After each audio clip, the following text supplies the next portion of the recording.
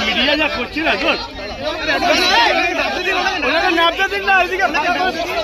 एक सेकंड नाम नहीं दी रुक जाओ भाई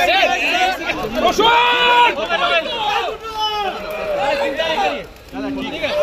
अनेक ट्रैवल पर एसছে पीछे हो जा पीछे बच के रहो उसके एक कुछ आएगा नहीं पूरा का जमा